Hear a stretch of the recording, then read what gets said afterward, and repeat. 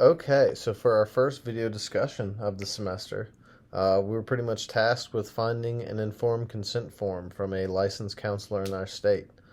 Now, the informed consent form is an extremely important part of this counseling relationship.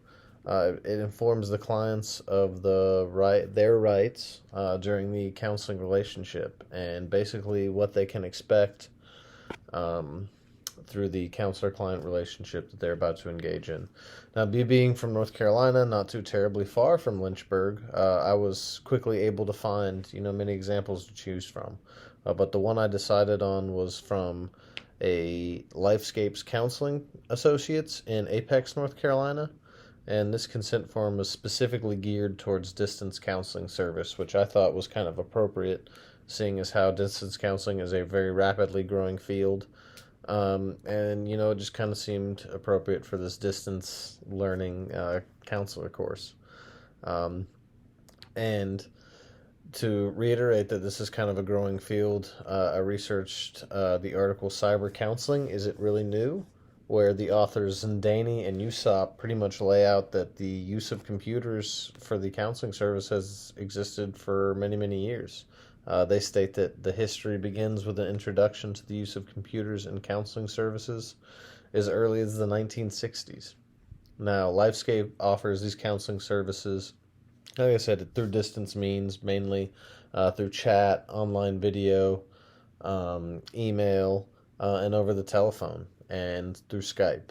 Now, their form starts off telling you that the purpose of it is to inform the clients of the differences between traditional face-to-face counseling sessions and what Lifescape engages in, the distance form.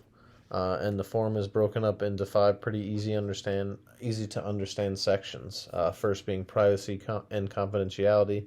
Next being telephone and emergency procedures. Third being dual relationships and social networking. Fourth covers termination, and last but not least, their important additional other considerations. Now, the next task for us was to try to compare and contrast, Lifescape from the North Carolina rules and regulations. So, in order to do this, I went to the website of the North Carolina Board of Licensed Clinical Mental Health Counselors. It's quite a mouthful. And on their rules and regulations page, more specifically, their page geared towards distance counseling policy, I just compared the rules and regulations as they set forth to the actual form that Lifescape offers. And a few of the examples I found were such as the following, such as the North Carolina Board discusses the possibility of technology failure and how it needs to be laid out. And Lifescape lays it out perfectly when they say their policy is that if we're unable to connect or disconnect during a session due to a technological breakdown or so what, please try to connect with us within 10 minutes. They'll stay online for 10 minutes. Hopefully we can reestablish a connection. But if it's not possible, please email them and schedule a new session. Now, another important point that the North Carolina Board makes is to how to explore trying to cope with potential misunderstandings that you would encounter in distance education or distance counseling rather versus face-to-face counseling. Where potential misunderstandings such as like audio differences or visual cues are not going to exist. Now, Lifescape talks about this expressly as well, and they say that the consent form tells you that you as the client should understand that phone and email sessions have certain limitations compared to in-person sessions, and among those being the lack of personal face-to-face interactions and the lack of visual and audio cues during the therapy process.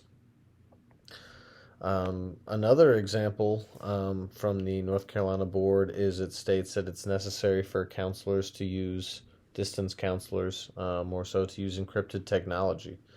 And Lifescape hits this hits the nail on the head with this one again. It expressly says in their form that you need to understand that these emails, when you're communicating back and forth during these sessions, will contain confidential information.